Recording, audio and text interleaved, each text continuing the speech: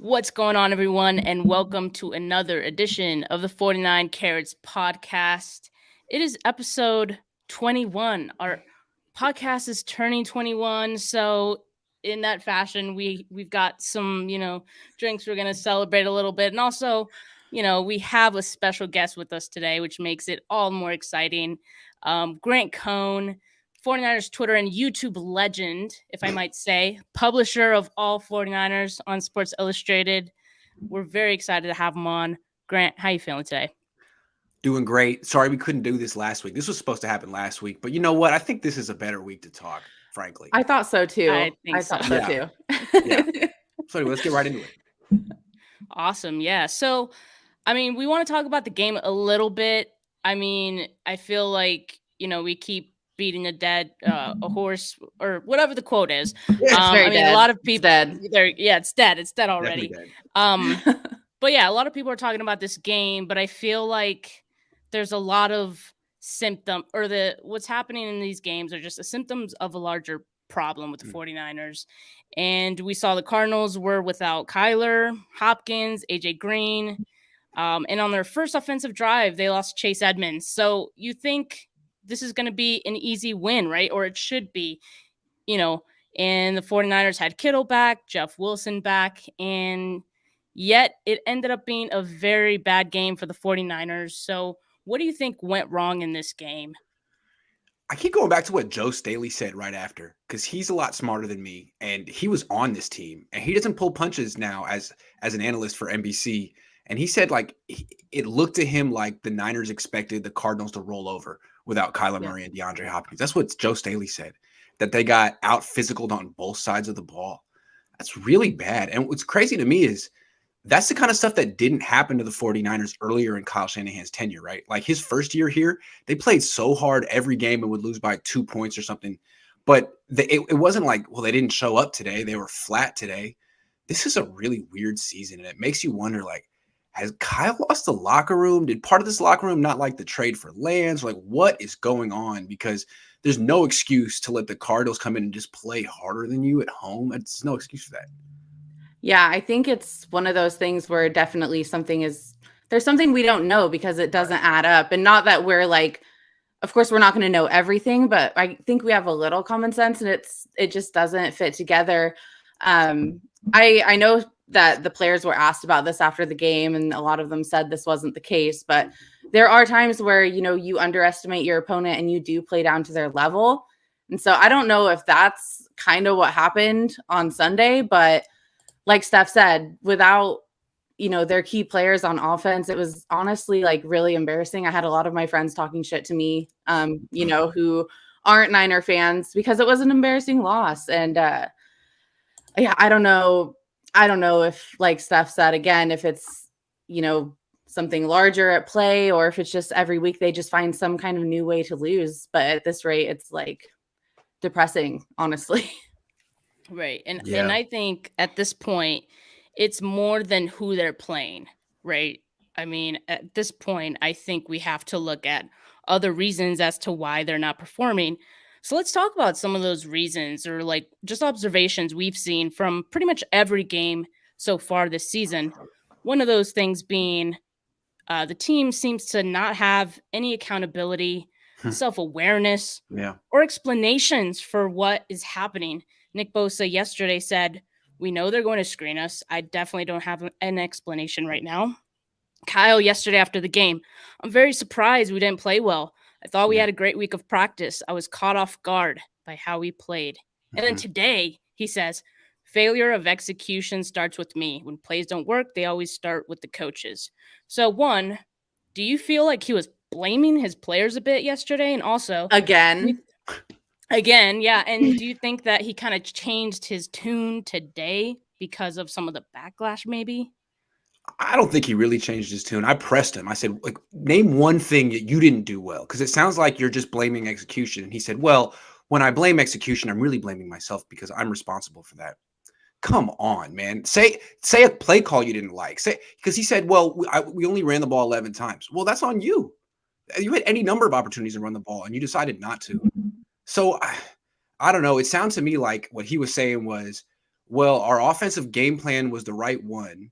It's the only problem was George Kittle and Brandon Ayuk fumbled. What do you want me to do about it? And that's his attitude every week, and I'm tired of it. It doesn't move me. Your team makes a lot of mistakes. Own it, fix it, find a solution, because it's real simple. Either you're the man who finds the solution, or someone they got to find someone else. So why are you the right guy to fix this? You guys have had the worst turnover differential since 2017, since you took over. Why are you the right man to fix this? Because you beat yourselves. That's the thing. Like, they did better against the Cardinals 3 weeks ago when they had Kyler Murray than they did yesterday. How does that happen? They weren't prepared for Colt McCoy. Clearly, they were unprepared for Colt McCoy. And 2 weeks ago, they were unprepared for the rain. An Indianapolis team that plays in a dome was more prepared for the rain than the Niners. So they're thrown off by the littlest things. And it's like, Kyle's all about the details of X's and O's, but winning football games, there's so many more details than that.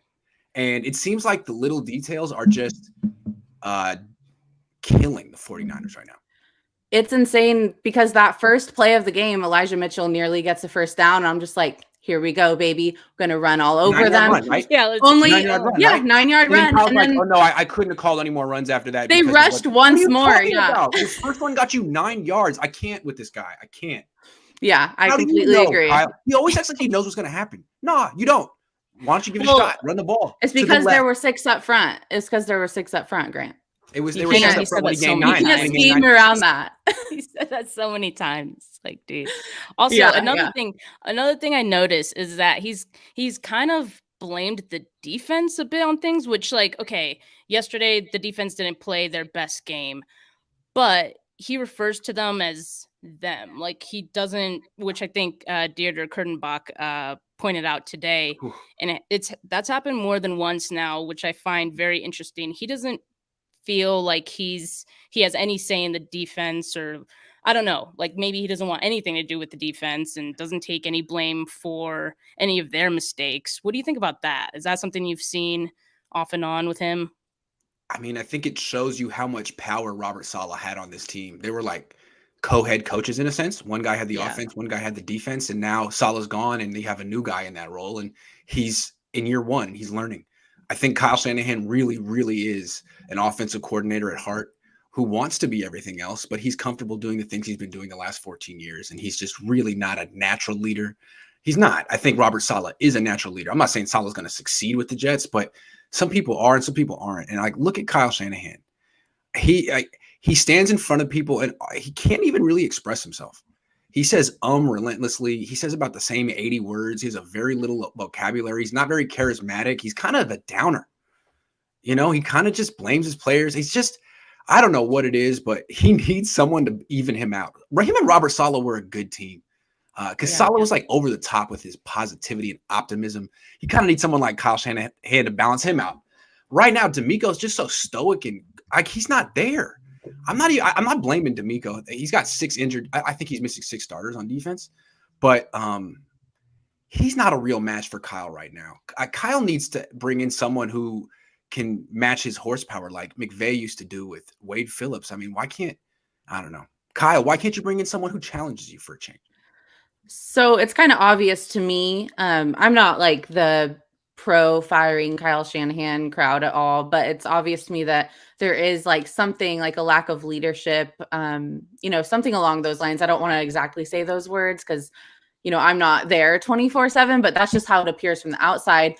So do you think they're getting that from anywhere? Like from what you've seen, are there players in the locker room that are stepping up and leading this team? I mean, I heard Kyle Shanahan, say, what am I going to do? Like give them a speech? And it was kind of like, yeah. So have you seen that?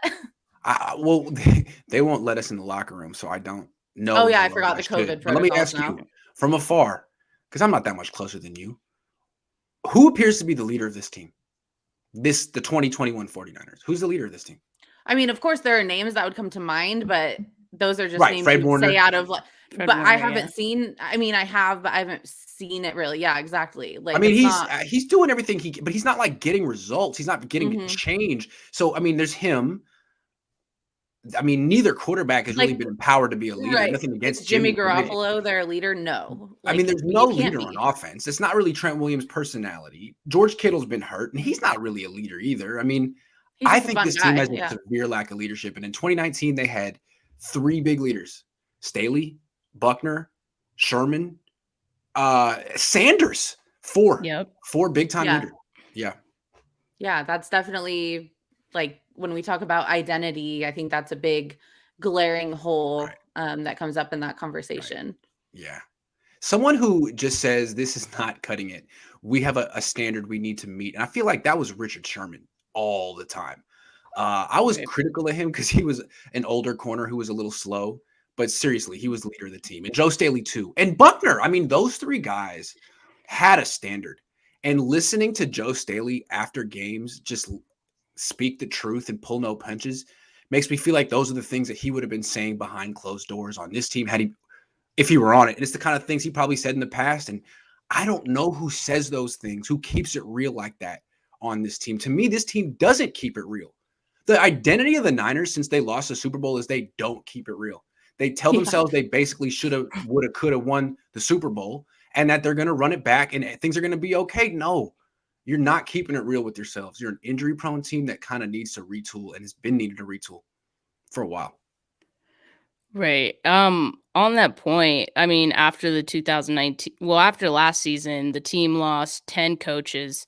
Um, and so, like, how much do you think that impacted the team? I mean, we already talked about Saleh, but how much do you think Mike LaFleur, Shane Day, Michael Clay, among others, like, impacted the leadership on this team? I mean, it seems like it's impacting it significantly, wouldn't you say? I mean, the passing game, the drop back passing game looks terrible. Like the offense looks awful. Dan Orlovsky today tweeted like it doesn't look like Kyle Shanahan's even calling the plays. And I don't know if that's the case. I imagine he's still calling the plays, but it definitely looks like a way worse team in terms of just the coaching. So I have to say that there's something to that. Now the Rams have also lost a lot of coaches. They are Yeah. a lot of coaches, and they seem to keep doing okay. So I don't know if it's like a valid excuse for Kyle Shanahan, but I do think it's what's going on. Yeah. That is a good point. Another thing that I've noticed with the team, and I think a lot of people have noticed this at this point. We could talk about Brandon Ayuk, but also just like the mishandling of players, and in particular, a lot of the draft picks from this year. I keep thinking, like, why does Kyle Shanahan hate like his draft picks from this year? Why does he hate this draft? Like, I don't get it. And I want to touch on Mike Silver's piece that he wrote for Bally Sports that came out this morning. There's a lot of good information in that. One thing he said, referring to Trey Lance, a week in a training camp, coaches believed Lance grasped Shanahan's intricate offense so quickly that they might be able to accelerate the plan and start him right away. And I want to stop right there. There's a little more to that quote, but I want to stop right there because one thing that Brad Graham mentioned, and I'm sure you might have seen as well, because you were at these camps as well, right? So the first 2 days of pads in practice, Trey Lance looked phenomenal, and Garoppolo did not look great, and he pretty much upshowed Garoppolo. And after that, they kind of shut Trey Lance down a bit and had him doing different things. We never saw that Trey Lance again. No. And so I want to go back to the rest of that quote. Mike Silver said, then Trey Lance leveled off, lost confidence, and clearly became a less appealing option than Garoppolo. Obviously, you think those two are connected, right? I just didn't see the same thing. And I love Mike Silver, and I know he's hearing this probably from John Lynch or something, but Mike, you weren't there. I was at every single practice. Jimmy Garoppolo threw like a pick a day. And the fact that he didn't care while he did it and didn't lose confidence, like, doesn't mean he had a good camp. The guy legitimately threw like 12 picks in camp. He didn't play well. Trey Lance outplayed him. And like, the way I saw it was when they finally unveiled all the play action stuff that he was going to do, like him under center in this offense, he was killing it. And then they switched to, okay, now just get in the shotgun and do quick drop back passing. And he's not as good at that. And that's why he's been struggling since really the preseason. That's what they've been having him do. I don't know why they had him do that, but it seemed to me that they decided they didn't want him to play this season. That's more what happened. Not that he lost confidence or was the worst option. I mean, I thought he looked real confident against the Cardinals in his first career start. I mean, he went toe to toe with Kyler Murray. He looked really confident in that game. I almost looked like he was willing the 49ers to victory at the end. So I don't know about that. I'm sorry. I know Mike Silver's hearing that from people, but I didn't see that at all. So you said you don't know why they would, switch up the offense and have Trey running stuff. He's clearly like not as good at running. Mm. Why do you think they did that? I don't want to go full conspiracy theory. I don't know. Oh, we put our tinfoil hats on all the time. This is a safe place to do that.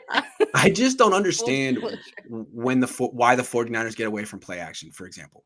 Like their whole offense is built around running and play action, and their drop back passing, like when there's no misdirection or fake or anything, it's just vanilla and subpar compared to other coaches, offensive gurus in the league. But the Shanahans since the 90s have had just killer play action because their run plays look exactly like their play action plays, and doing them from under center really gets the most dramatic reaction from the defense. So it's just gone. How many play action plays from under center did they give Jimmy in this last game? I didn't see it very much. And we didn't see it for Trey Lance against Arizona. And when they do run it, like against the Bears, they just really are successful. And I can't understand why Kyle Shanahan shuts down the most successful stuff, but he always has a good reason for everything. Just ask him. So I don't know. I don't know. It seems like everything should be so simple, but he makes things so complicated. Why didn't you run the ball against the Cardinals? They wouldn't let me. Well, you didn't try. No, they didn't let me. I couldn't. Okay, man, if you say so.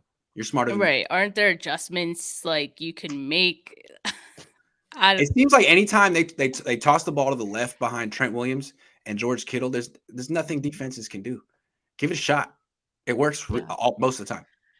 I know our friend Jordan Elliott of Niners Nation brought this up one time that Kyle might be like in trying to adjust to other teams' defenses, he might be over adjusting and over analyzing and therefore not doing what's working in fear that they know it's working. So they're going to defend against it. Oh, sorry. But do you think that's the case at all? Or do you that's only, I thought that was a pretty good explanation. Like he's just too damn smart for his own good. I think what he's doing is like taking what the defense gives him. There's two philosophies. Like one philosophy is there's certain things on offense we want to be great at, and we want to have the mentality that you can't take them away. This is what we do, and we do them well no matter what. And I think there's other people that say we just want to take what the defense gives us. Doesn't matter. We're not going to force it. And the problem with this is your identity on offense is running the ball and play action. If there's some defense that a team can play that tells you that makes you automatically abandon your identity, it's not good. It's not good. Yeah. So they're like, oh, so we just play 6 defensive linemen and you go to drop back passing mode? Good, because we don't respect your drop back passing game. You know, you'll make some mistake. It'll be the offensive line one time, or the quarterback one time, or receiver one time. Like you don't execute that.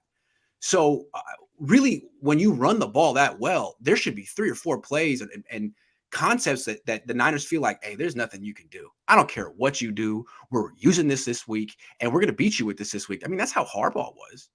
Yeah. And it wasn't always, it didn't always lead to pretty offense or great rankings and great stats, but it led to a lot of wins. A lot of wins. And not that many turnovers. Funny.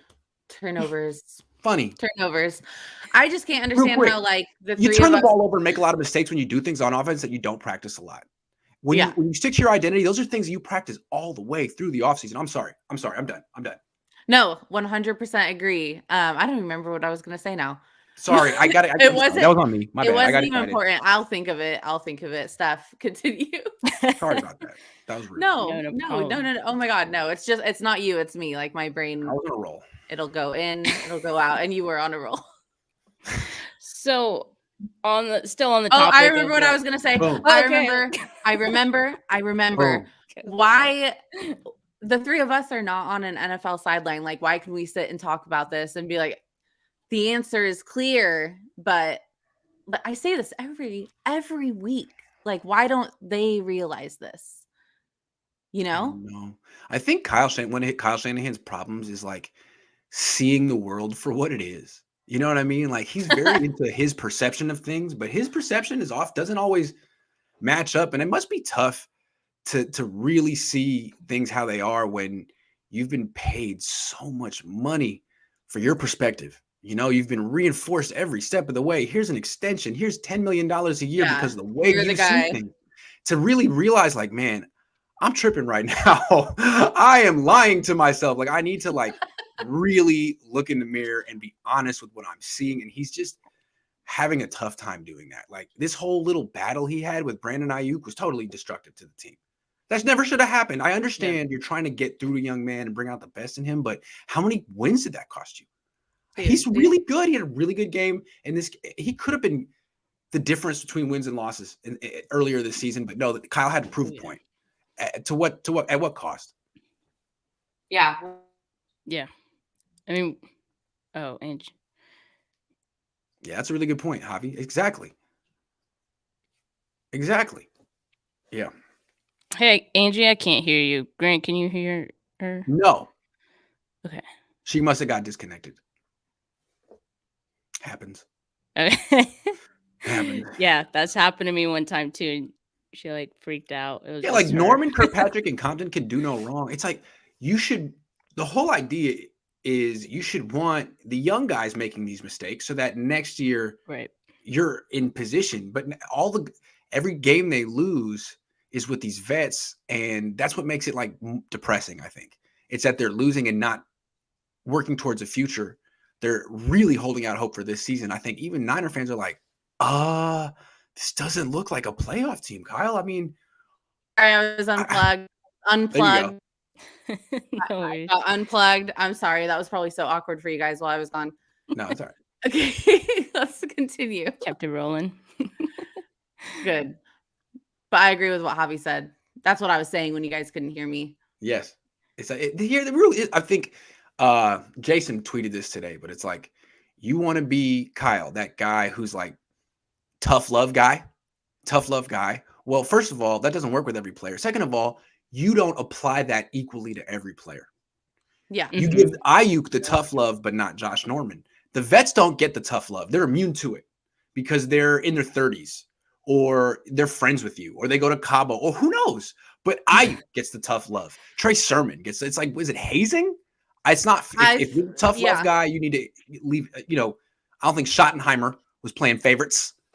You got to be serious with that. Anyway, I think the tough love is kind of old school too. Like you should. I think 100%. I don't think kids respond to that much anymore. Yeah, I had a coach like that, and it wasn't football, but it was college softball. And if you were new, if you weren't on scholarship, like no matter how good you were getting put in the doghouse. And I feel like it was to, like they know you're good, but they want to see like how much you can take. That was the vibe I got. And I don't know if that's the same vibe in this locker room, but it's not fun to play for. I can say that much when you're worried that one mistake is going to cost you like everything you've been working for all season.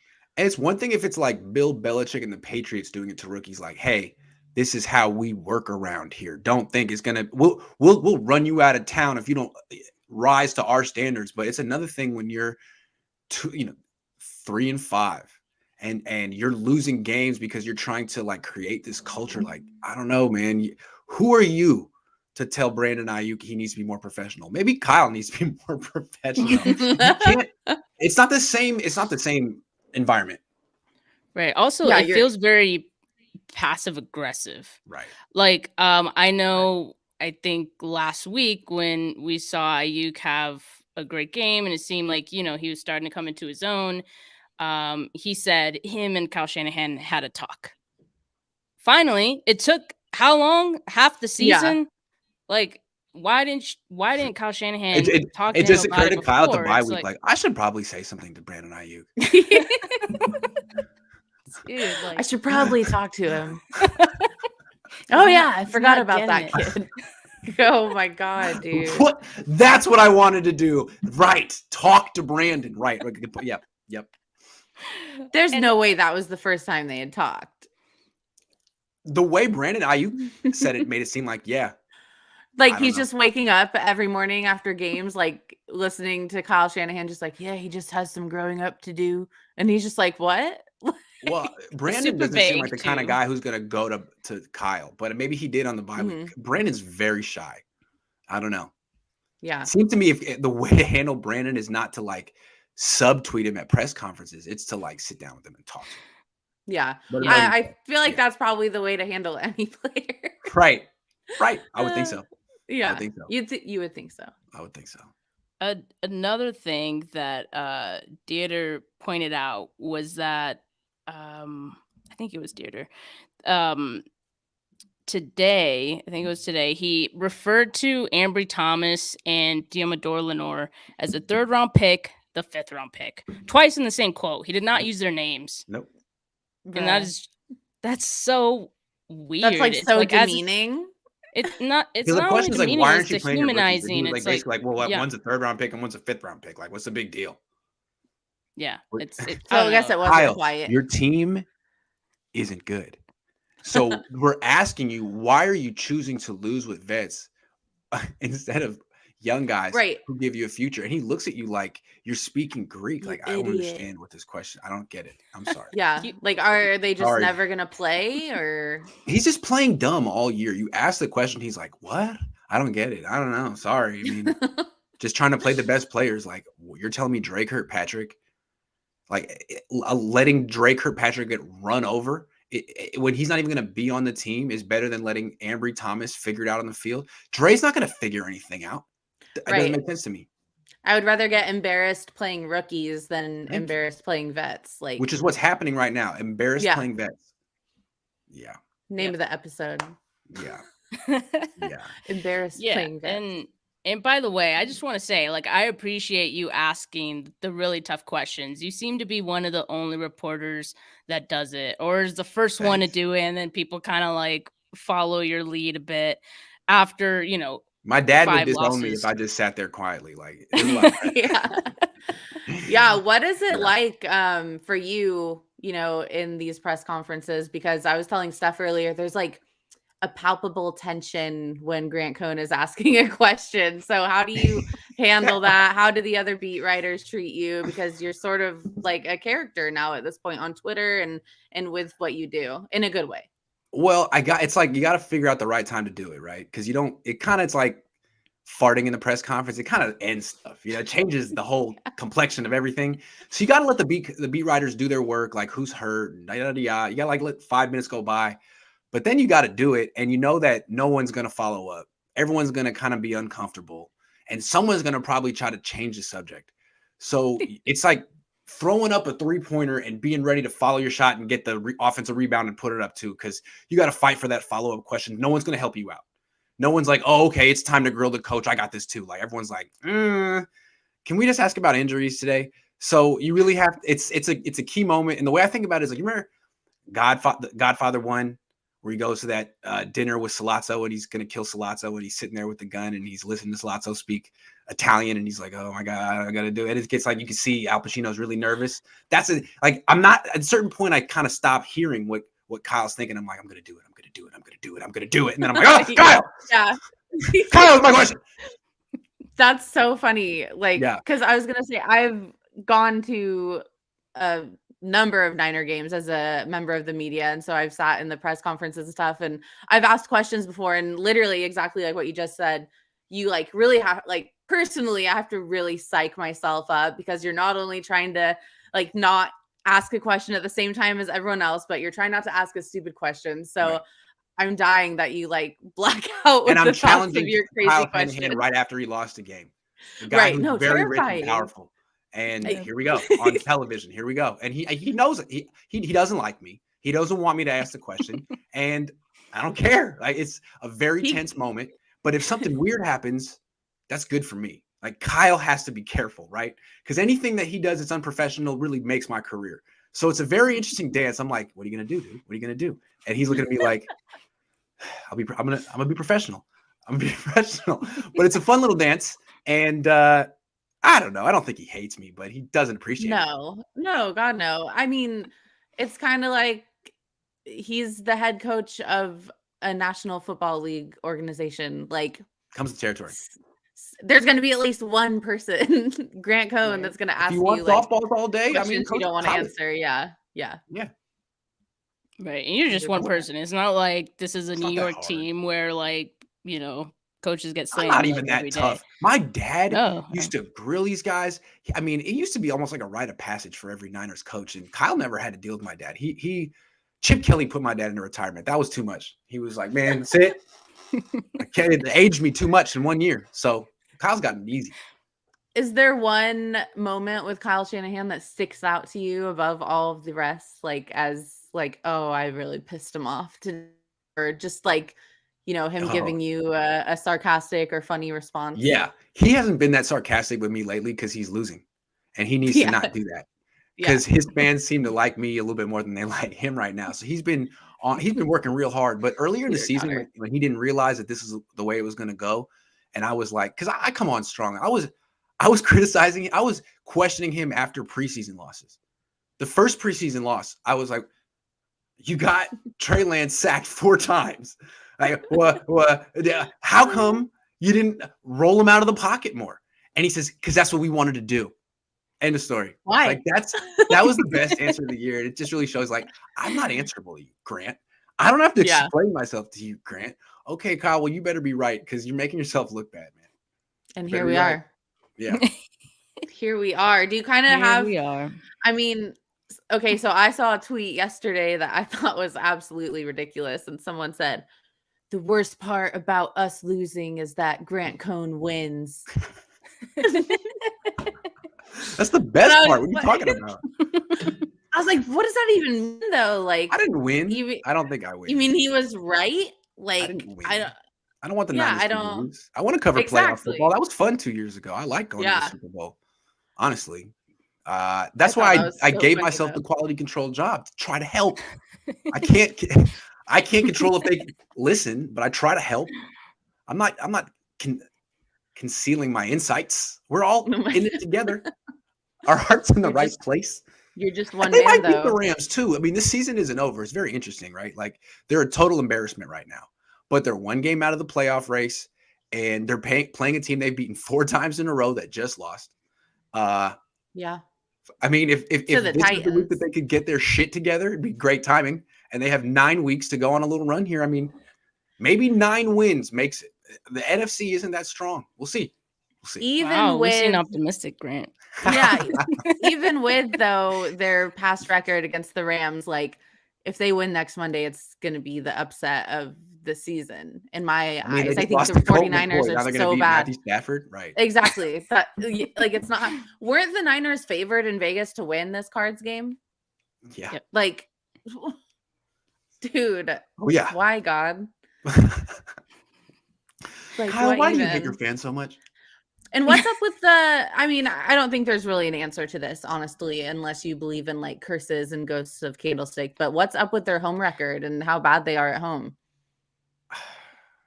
Like, why? No idea. It's bad. I tried to ask Kyle, like, what is your routine with home games? Like, do you have a dinner? Do you guys go to the and he just shut it down like with the same routine as we do on the road. Like, like it's not a legit question. Like it's not like normal to wonder. Yeah, I mean, when Jim Tom Sula was going down, or Chip Kelly, when Jim Tom Sula was going down, you'd ask these questions. They would almost give you these like painfully honest answers, like they were confessing in a church. Usually that's what happens when coaches are going down. Like, let me try to explain this. And Kyle's like, I don't have to explain anything. Like, really? You're 32-40, man. You don't have to explain anything. I think your fans want an explanation. I think he would be in such a better position if he were more forthcoming and more like acted like he cared at least a little bit. It comes off so indifferent to me. And I'm like I have sung his praises forever. And I still, think he should be the head coach of this team. I think he should get a shot to coach with Trey Lance. But like right now, man, it's like tough to even. I mean, it all goes back to him. It's unavoidable. Fans want to like him. He's making it hard. Because cool. He wears Yeezys. Like, he's got the freaking cool hat that Steph's wearing. Fans don't want to start over either. Fans want to work out with Kyle. They want to like him. They want him to give him a reason, give him one reason. And he's like standing there like, I don't have to do that. I don't want to do that. I asked him after the game, like, just explain to fans why they should be optimistic about the direction of the team. He's like, that's unnecessary. No, it's necessary, man. Give them one reason to trust you. Because And I like the offseason, his whole thing has been like, leave me alone. Stop bothering me. I got this. No, you don't got this, dude. You don't have this.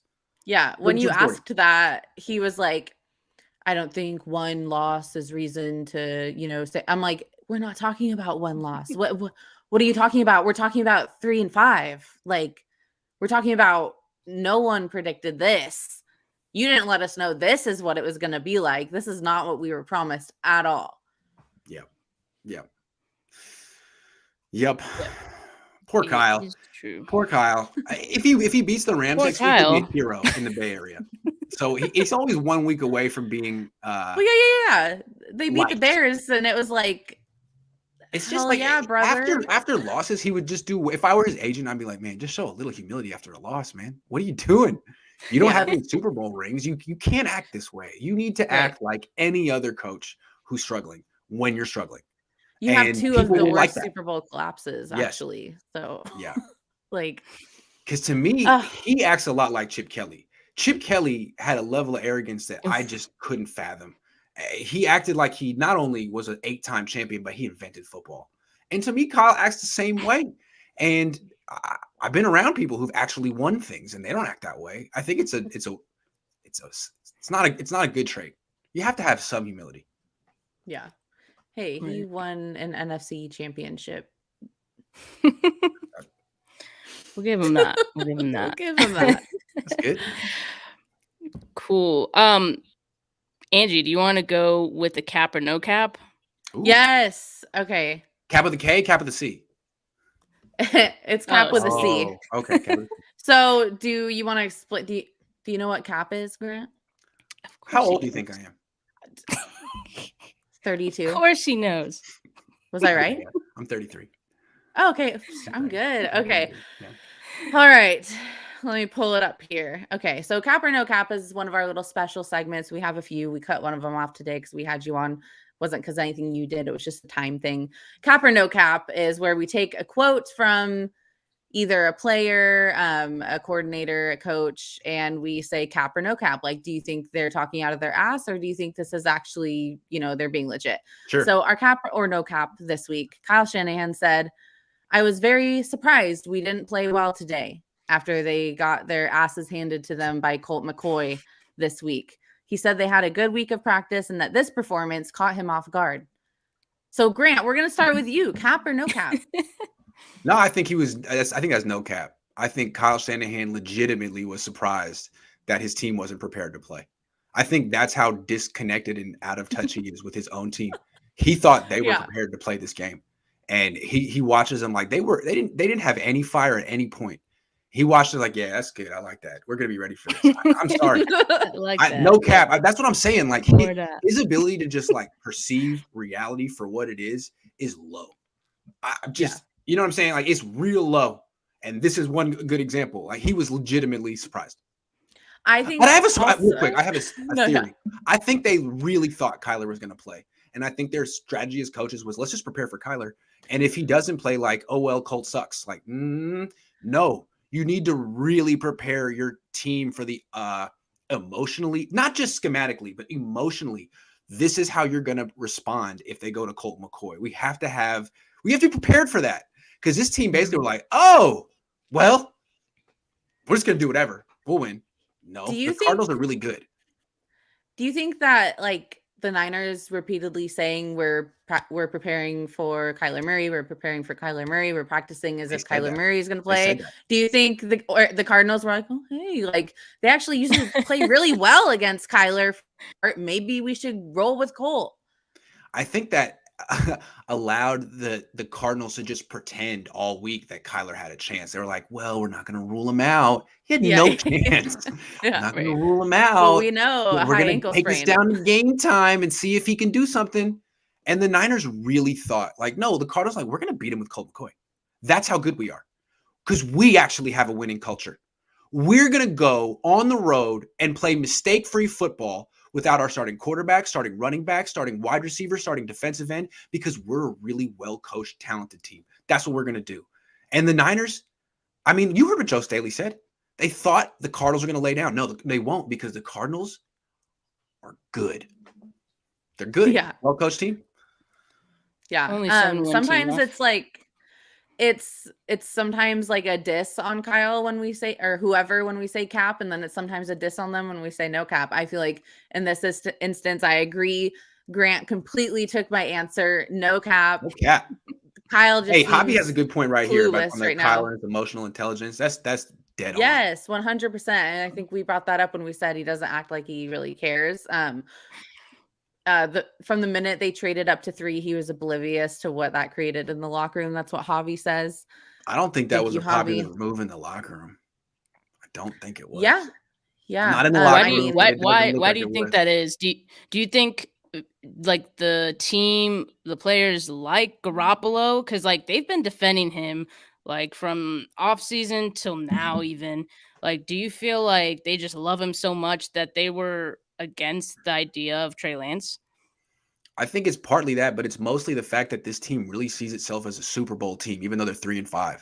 And if that's how you see yourself, then why are we drafting a quarterback? Why are we trading up for a quarterback?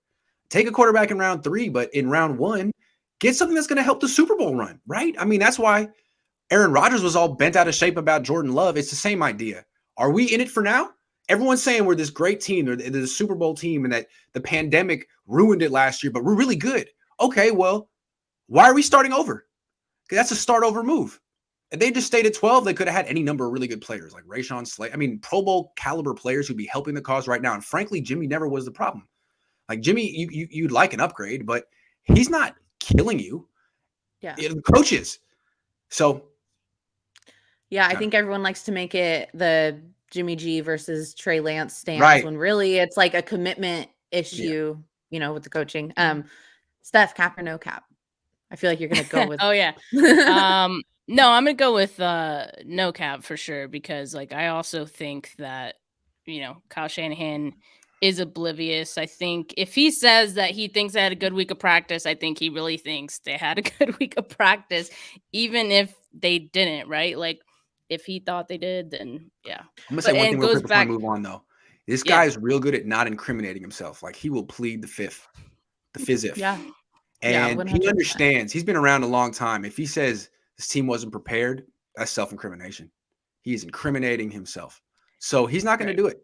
So I look, it might have been a little bit of cap because he's smart enough to know I can't just say that the team was unprepared. I'm not just going to, like, I want to say things like I need to coach better, but I'm not going to be specific about things that I messed up. You know, I'm not going to do that. And frankly, I wouldn't either if I were a coach. Like, that's what the Fifth Amendment's for. Yeah. Yeah, that's so true. Yeah. Yeah, kind of like no snitch. Exactly. Oh my god, dude. Yeah. I had something I was gonna say and it flew out of my head. My bad. No, it wasn't you. I'm telling you, it's me. Like, there's a lot. There's a lot going on up here. I keep being like, and another thing, Kyle. No. I'm not done. We love it. That's why we brought you. That's why we brought you. This is a therapy session, if nothing else. So watch this dude beat the Rams next week and just totally redeem himself. No, I don't really think the season's trending that direction. Honestly, I don't. No, not at all. I mean, maybe if they're on the road. People thought after they beat the Bears that, you know, all of a sudden they were going to turn things around. That win wasn't convincing to me. Let's be honest, they didn't even play well in that game. Like, you're a Debbie Downer. you're yeah. Yeah. No, really. Let us have this. Really. Yeah, that's true. Niner fans really celebrated that win. It's like, okay, fine. That's fine. Celebrate Which, it. I mean, yeah, I mean, you can celebrate wins. There's nothing. Celebrate that. There's nothing wrong with that, but you have to also keep in mind the context of the full season. Like, you know, there's a win is a win. No, celebrate it like it's the last one of the year, because it might be. Oh my god, dude! I can't believe this. Make that celebration count. I can't believe this. We did a season prediction. We went through every game and predicted win or loss. I don't know if you did something similar, Grant, but like, yeah. Oh my god, I would love to go back and watch it now and just freaking laugh. Be like, losers. Steph, I thought I was being cynical. Now it's like, hey, it's a 10-7 now. They'd have to win 7 or left. They'd have to go 7-2 down the stretch to get a 10-7. That's crazy. Whew. God. Whew. God damn. Oh, God. The Jackson for our heads. Well, all right. What's the next cap or no cap? I like to. Oh, that was our only one this week. All right, next time. That was the only one. I like that one. Yeah, I was gonna find more, but like I couldn't. It's a good game. There wasn't enough. I'm stealing it, but I'll give you credit. Oh, You I gotta would love invite to us on to your hear.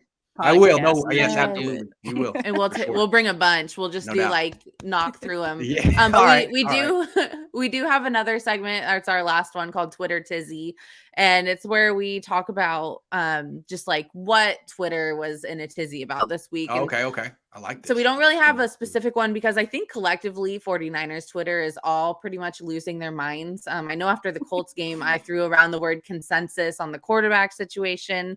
And I've been feeling that after the Bears game. Jimmy was the hero again. It kind of swooped, but we just wanted to talk to you because, you know, you obviously have tens of thousands of followers on Twitter. And I mean, Steph and I have had some tweets like pop off before and do some numbers. And it's like the mentions get insane. So I imagine this is your life 24/7. And we're just wondering, like, how do you deal with the Twitter, like just constant fame? I mean, you tweet something and it's got like 500 likes in 30 seconds. I don't know. That's a really Does it nice get question. overwhelming? Yeah, I mean, I would get like really stressed out. It's new. Like 2 years ago, I had 5,000 followers. So Oh it's my all God. very new. And it used to be where I could follow along and never miss anything anyone ever wrote to me. And I like to respond to, I like to engage with, but now, like, if I look away from my phone for a few hours, I can't catch up. I just miss it. And like sometimes people write really nice things to me and I miss it. And people really create memes all day just so I can get that retweet. And I want to retweet them so people's work doesn't go viewed. It's a lot of responsibility. Sometimes I wish I wouldn't have to see it. People are really nice to me these days. I just want to, I feel bad when I miss things, really. I feel, and my wife's like, stop looking at your phone. I'm like, right. I know. You're right. I know. So, I do have to say though, I know we have you for like 10 more minutes. I'm not wearing my Giants hat right now. I'm wearing a Niners hat. But what was up with the Buster Posey stuff, man? Like too far. Too far, right? Far. Only reason I do it almost is had to text Steph and be like, yeah, the engagement. No, I mean, not just the engagement, just because I know that it pisses people off. Like, I'm a jerk. Sorry. Because to me, like, people are way too emotionally invested in someone they don't. Right. And so that cracks me up. So I'm just gonna that's on you for being so too emotionally invested in the guy. I didn't even respond. I did not take the bait. First of all, no. Second of all, I'll give you the 49K pod platform. Are those your real feelings about Buster Posey, Gerald Dent Posey? Do you think he's not a Hall of Famer? I wouldn't vote for him, but here's the thing: I'm not a voter. Get a vote. He's gonna make it in. So don't worry. Yeah. I mean, I know Niner people, but Grant Cohn said, right? I know, right? And look, hey, I don't do it for the engagement. I don't get many likes on those tweets. It's just, you know what it is? People are too nice to me now. And people used to hate my tweets, but now when I say whatever about you just make too much sense now. So everything you've been saying, hate me. Posey time. Posey sucks. It's like you're ahead of your time, or like anything you say just comes to fruition years later. You know what I mean? Like, I just have to like, wow, that Grant guy was right, like a clown, and then but I was kind of right, slightly. It's worth it. If you tweet every take that comes into your head, some are gonna hit, and that's the beauty of Twitter. Yeah, because if Posey doesn't get into the Hall of Fame, you can pull up your tweet. He's from definitely 2021. getting into the Hall of Fame. You can be like, he's gonna I get in the Hall of told you. Fame. And when he does, do you understand how many tweets I'm going to get that day? Anytime Buster Posey would hit a home run, I would get an avalanche. Like, in your face, Grant. What do you think of that, Grant? It's like, you're like, thank you. Playing. Okay. Oh my God, that's awesome. Yeah, I mean, you're really good at what you do. I think you honestly, like, I'm not just saying this because you're on our show, but you kind of are the blueprint. Let me start that over. Steph, cut that part out of the audio. No, you are the blueprint right now of like what content creators are doing on Twitter specifically. From what I've seen, you paved the YouTube route. Everyone was like, oh shit, like that's a good idea. And now is doing it. I mean, you see people that have never touched YouTube in their lives. Now this season, all of a sudden they have a YouTube stream. Yeah, exactly. So what is it like to see everyone copy you? What's that like? It's flattering. It is. I didn't see my career turning like this. Like for 9 or 10 years, I was the heel of the beat. No one liked me. I had very little engagement, and I didn't think it was gonna. I don't know. It's. I guess I don't want to toot my own horn too much because it's only been like a year and a half, and it could switch anytime. Here's what's gonna happen. They're gonna fire Kyle eventually. They're gonna bring in someone else, and I'm gonna keep being myself. And Niner fans are gonna want to hear my negativity for like 2 or 3 years, and I'll go back to being the bad guy for a little bit. So no, I appreciate that everyone is giving me props right now, and I like that everyone's becoming YouTube and podcast stars. And if I'm their inspiration, great. But I'm inspired by a lot of you guys. So I hope that this is a community. You know what I want to say is I felt like for the last 10 years, a lot of people felt that to like be in this game, you kind of had to be like rah rooting for the team. And what I've shown is you can do the opposite. You can keep it real. You can comment on the team however you want and make it. So I feel like I've helped open some lanes. Amen. Awesome. Yeah, no, you definitely. Hell yeah, brother. Yeah. Because honestly, the Yorks don't really deserve faithful fans. They deserve analytical, smart, discerning fans. Because they don't win. You know, they haven't earned faith. You know, no. We know what's going on. We're smart. I'm not a fan, but I used to be. This is how cynical they made me. I had to become a journalist and get in the building. I could have just been rooting for the team, but no. No, that usually happens. Do you think you'll ever become a fan again? Like a real fan? I don't know. Probably not. It would have to be like a whole new regime, like an organization that you knew really nothing about, I feel. Because like once you're in, you know too much. I always felt that like being a fan is something you learn from your parents and you share with your parents. And my dad was not a fan. And so I became a fan as a kid, kind of to fit in with other kids at school. Like, oh, you're a fan? Okay, I'm a fan too. But my dad would look at me like, you know, like, oh, you're one of them, huh? Like, oh, I just want to be a normal kid. Everyone else is a fan. So by the time I was in college, it was like, it was just never something that was, I don't know. It's like I related more to my dad by not being a fan. You know what I mean? Yeah. By having that kind of skeptical look. Yeah. Hey, so before we let you go, can we answer Christopher Johnson's question here about Sure. your profile picture? I think that's a funny story to close out with. I So if you haven't seen Grant's profile picture, it's obviously from a television stream, and he's looking at someone like, I don't know how to describe it. I don't know if it's an angry look or a curious look. It's more of like a WTF look. So what's that from? Yep. All right. This was back again before I had any clout. I was struggling at the Press Democrat covering the Warriors in the offseason, and they had just lost the world. They had just lost the NBA championship to the Raptors in Oakland, and I was there. And the way they do it differently for the NBA, but they bring the camera out and the microphone out for the person asking the question.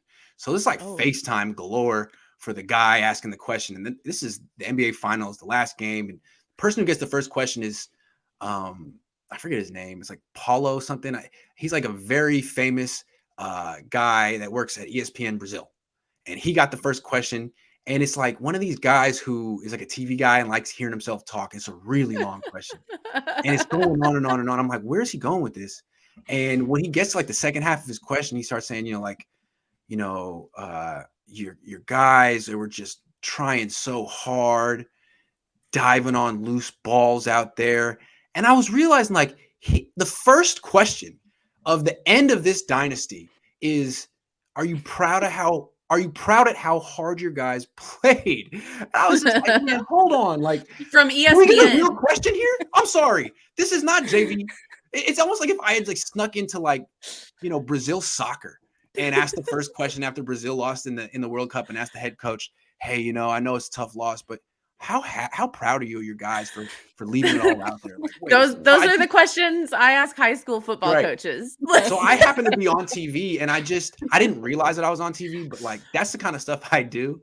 If I don't like a question in a press conference, like I'll let the guy know. You can't hide your facial expressions. Like, dude, that was unprofessional. What the hell is that?